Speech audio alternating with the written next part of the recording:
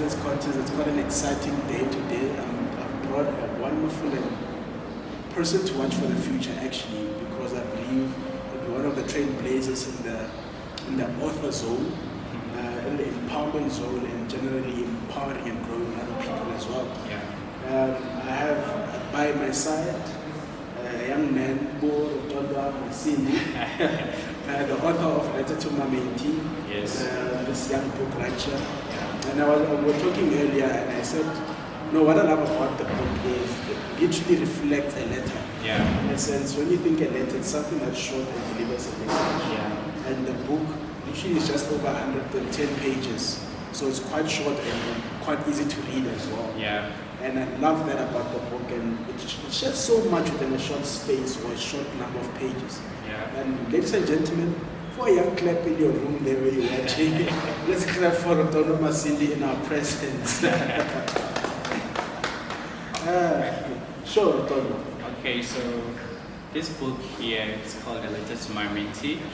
It's written in a format of a letter because I wanted it to be a book that people can relate to.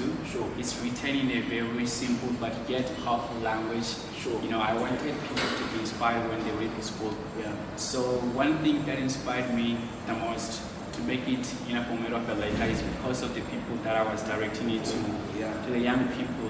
You know, I didn't want to use a language that was going to confuse them. I wanted the message to be clear so that they'll be able to understand what I was going to be saying in this book. So yeah, that's why I decided to choose the format of a letter. And that's powerful stuff. Powerful stuff. And even in the book, one of the things I learned is he almost became a mentee. When I read that part, he said he left for Durban. I'm like, hey, thank you, stars. That actually happened that you had to leave to Durban and leave things. Okay, so my dream was to study at the University of Presidency. And then I came here early, I think it was 20 January. And then I started attending the pre-university accounting class. So I only attended for 4 days. But what was happening is that I didn't have funding at that time. And the UKZN gave me a call when I was in the middle of one of the classes, you know, and I took the call and they were like, hey, is this Rotondwa Masindi? And I was like, yes, that's me. And then I was like, who is this? So it was a lady from the University of KwaZulu-Natal, and she was telling me that they have got an offer for me to become accounting that site, and I got president and financial assistance. Let's stop it right here. Why I'm saying that is because you share even more in the book. Where even how you got to move from Vets and actually end up doing it. So if you want to find out more, it's to be continued. Get the book. Get the book. I think your story is quite inspiring as well. And I just want us to just get a bit into the book. I don't want us to go too much into the book to a point where people don't want to buy it because they thought they watched the video. So you mentioned something quite important. One of the quotes that I love to put into scripture from Ecclesiastes, where he said, nothing is new under the sun. How is that important to understand as a young person going to university? And how does that become relevant for you to get a mentor in such a space? Okay, so this was words that were said by King Solomon. So basically what he's saying that there's nothing new under the sun. So whatever that we're going through, somebody has gone through it before. You know, so this was the reason for me that a person that needs to have a mentor. You know, because a mentor is someone who's walked the journey before. You know, and I was inspired by the words of Bang. I think he's the former CEO of Deloitte Africa. So he said that there's nothing that beats the journey of being mentored by someone who's walked the journey before. That for me, it was profound, you know, and to link to what was said by Eleanor Roosevelt. She said that we need to learn from the mistake of others. You know, we cannot live long enough to make them ourselves. So for me, that was it. It summed up the whole concept of mentorship because we need to learn from the lives of those who have gone before us so that we don't get to repeat the same mistake that they've made. The point is for us to actually get to have a better experience than them. So there's nothing new under the sun. Meaning to say that you can get to learn from the life of someone. You don't have to repeat the mistake that they've made before. So that was the whole concept of me starting this book with that quote. And even one of your mentees in the book that you were so proud of mentioned, she said, a mentor is someone that does something twice so that you do it once. Exactly.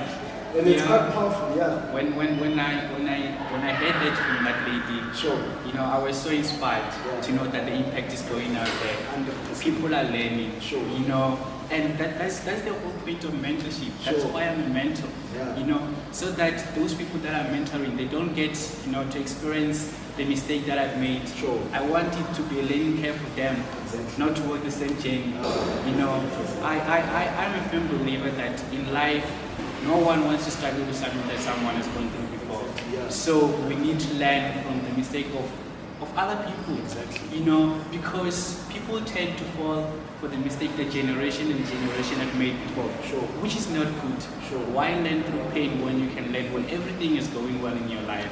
Imagine. I stand. Yo! It's even now, I'm already heated up and it's only the first question.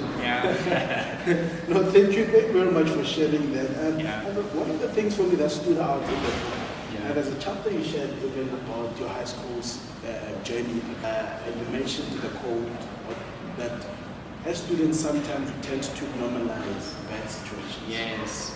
And that's quite risky because a lot of us go into university with super good marks. Yeah. And now when we come to varsity, we settle for the 30 and 40%. Like, it's fine, it's varsity. And that's not a good situation. Yeah. Why is it important that we should not normalize bad situations as part of our lifestyles? Yes, I think what you just said right now is what inspired one of the chapters in the book, self-introspection. Because I think that's also one of the processes that most people they lack in life. They don't introspect. They don't take time to reflect. So it gets to a point where you are living, but you are no longer sure whether what you're doing is right. You're no longer sure whether you're still on the right track. So that's why we need to introspect all the time. It's something that needs to be done frequently. Because if you do it once, then you might think you're still on the right track, whereas you have fallen off. So at that point in my life, I realized that I was one of the good performers, but I go to a point where suddenly the graph, it was going down, it's going down. And for me, it was something painful because people, they knew that this guy, he was doing well, and now he's not doing well. What is happening in his life? People, they'll come, they will ask questions and all those kind of things. So it was something hard to deal with. So it took for me to actually get to start asking myself, I go to school every day, I attend classes, I've got the notes, but what is happening in my life? So that's when I started seeking, to know the things that are happening, and it inspired me to introspect myself to see what has been contributing. Because when you go to school, whether it's high school or secondary, it taught me that you need to take time to get to introspect yourself. Are you still on the right track? Are you still performing well? Because if you do not do that, you're gonna find yourself falling so bad. And when you fall, it's gonna be hard to get up. And even while we're still on the topic of self-introspection, because you dedicated literally a chapter on dealing with this particular thing because it's quite important. And I want you to take us through the steps on how can someone introspect.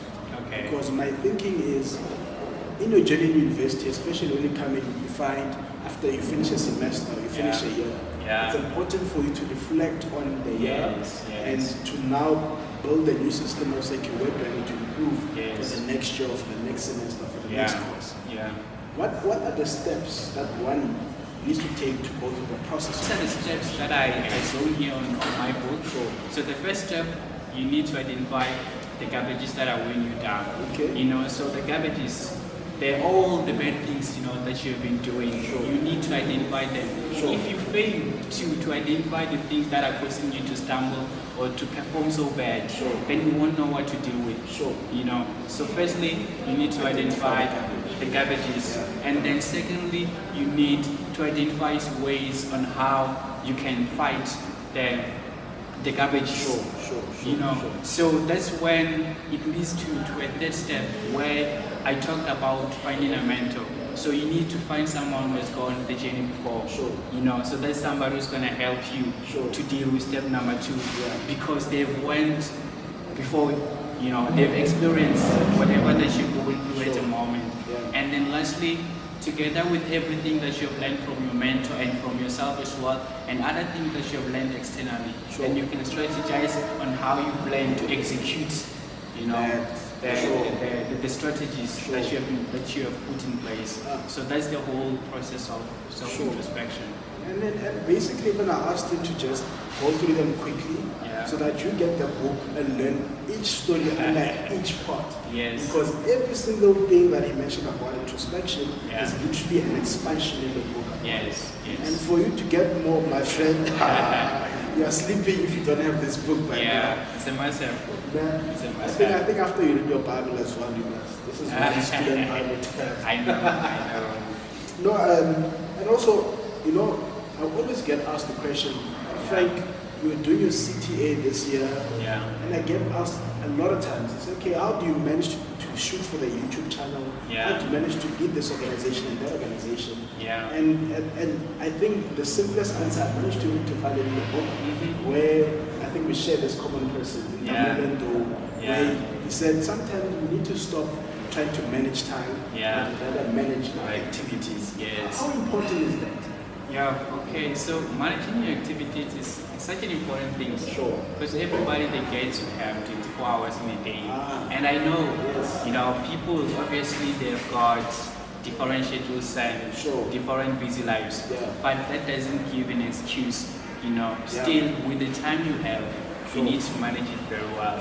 So I was reading the book of Masindi, and there was a passage where he was talking about people having different balls to play, you know, and he was actually saying that sometimes the ball that you're supposed to be playing is the one that is hard, you know.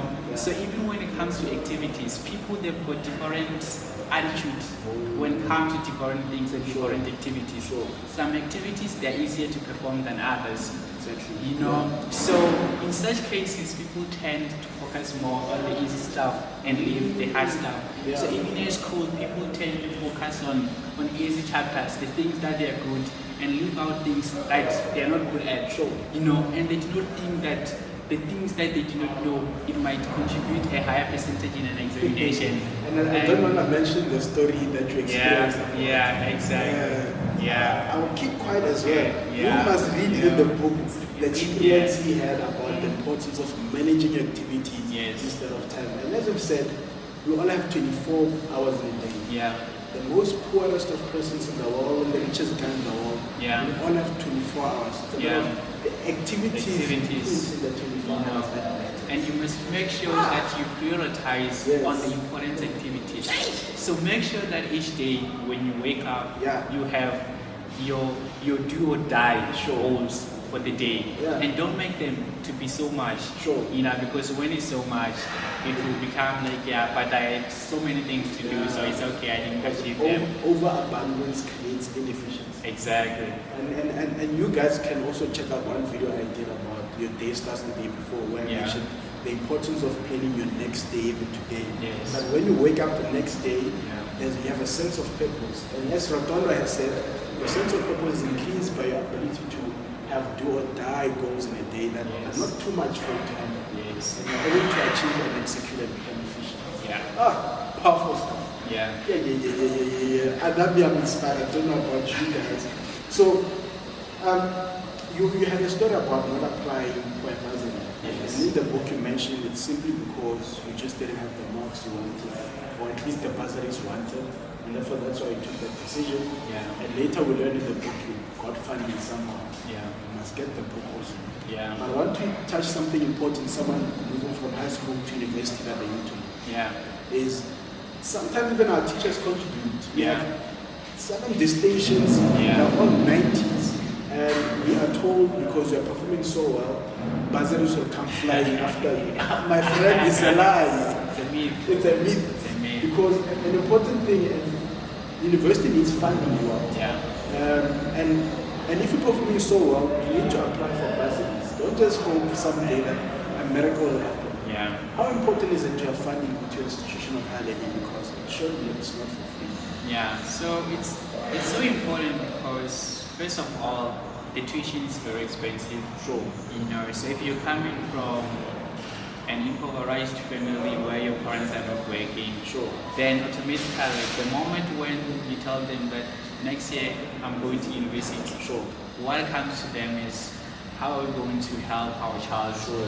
finance his studies or his studies. It's one of the things you said, even stressed your mother a lot. Yes. How will my child learn? Yes, Sure. and it was one of the reasons why I decided Sure. for myself. It was a personal choice Aye, that yeah. I chose. I'm gonna leave first, Sure. even though it was my first choice. Sure. I'm gonna leave this place to go to a place where my parents wouldn't have to be worrying about paying, paying the fees and all that. Sure. There's fees, the tuition fees, there's accommodation. Sure. You need textbook allowance. Sure. You still need money, to spend on yourself. Sure. You need to buy groceries and all that. Sure. So you need to be able to apply for bursaries. Yeah. And on time, you must make sure that you apply for bursaries on time. And you must not just only apply to few. Sure. Make sure that you try to apply as many as you can, so that you can maximize your chances, because if one is not successful, then you can get called up in one of the interviews or one of the bursaries as well. Yeah. So yeah. And even a key thing to touch on is when we're talking bursaries is you need to at least have an idea of which career you want to pursue. Yes. And you mentioned at the last chapter of your book Yeah. of how even parents have a way to play a role in the courses we choose. Yes. And we tend to choose the wrong courses and we struggle fast. Yes. What career advice would you give a young person? What's the one thing they need to ensure they have intact for them to choose a course to pursue? Okay. So it can be 2 or 3 things. Yeah, so I think, first of all, as a young person, you need to consider your passion. Sure. What is it that you're so passionate about? What do I love to do? Sure. Where do I see myself, working someday? You start to get those ideas. You start to engage with people Sure. who have been doing careers that you think you're interested in. You get information, and then it ends there. So let's say, for example, someone is interested in doing medicine, Sure. and then you go to have a conversation with someone who is studying medicine or who's already a doctor. Sure. So by the end of that conversation, you can conclude if this is something that you also want to do in life. So for example, if you are afraid of needles, blood and all that, after that conversation, you'll know that medicine is not good. You see, but people, they do not get to do that. Sure. And one thing you must also, so there's this thing that was said by Stephen Covey. So he said that before you climb the ladder of success, you must make sure that it's leaning against the right building. So nowadays, I saw a video that was trending by Blake Zimande. Sure. So it was talking about how students, they're choosing, careers that are overpopulated. Yeah. Most people, they have these careers, and the country no longer needs them. Sure. So you need to make sure that you choose something that is relevant, that is needed in the market. Will the companies be able to attract you to come to work for them? Because it's very sad to see someone graduating and the committee, they get to celebrate you, but only for you to get to sit at home doing nothing. It stresses you. It also brings people to have suicidal thoughts. Because of that, there's a high unemployment rate in our country. So you must not become part of that category, when you're doing something that is no longer relevant in our country. So make sure that when you choose your career path, it is something that is relevant, something that is in shortage. Sure. Yeah. Yeah, I think I've been schooled. Yeah. You've schooled me right there. Yeah. And even when I was reading the book, there's one chapter that opened me up. That hit home. Yeah. Unlike most of the other chapters, they are also powerful. Yeah. This one hit home. So